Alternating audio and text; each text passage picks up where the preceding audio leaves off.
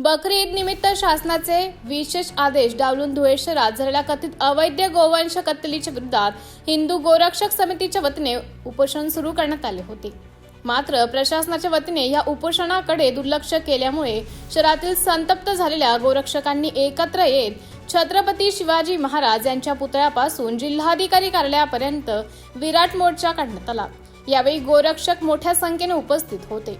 धुळे शहरातील गोरक्षक विकास गोमसाळे यांनी बकरी ईद पूर्वी शहरात झालेल्या कथित अवैध गोवंश कत्तलीचे अवशेष महानगरपालिकेच्या कचरा या वाहतूक वाहनामधून नेले जात असल्याच्या प्रकरणी धुळे मनपाचे आयुक्त नितीन कापडणीस यांच्यासह संबंधित अधिकाऱ्यांवर कारवाई करण्याची प्रमुख मागणी करीत शहरातून विराट मोर्चा काढण्यात आला।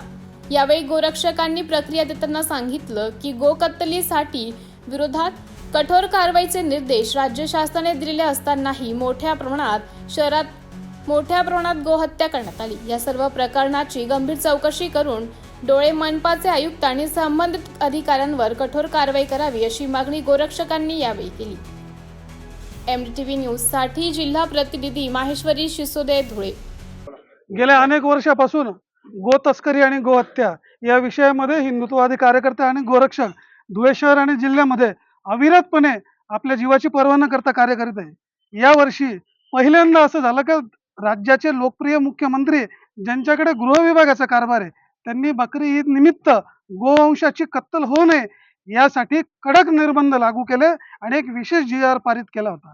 त्या GR ची धूळधाण करत पायमल्ली करत धुळ्यातील मनपा प्रशासनाने गोहत्या झालेल्या ठिकाणून गो तस्करी आणि गोहत्येचे अवशेष विल्हेवाट लावण्याचं काम मनपा प्रशासनातील सर्व ताकद आणि यंत्रणा वापरून केलं।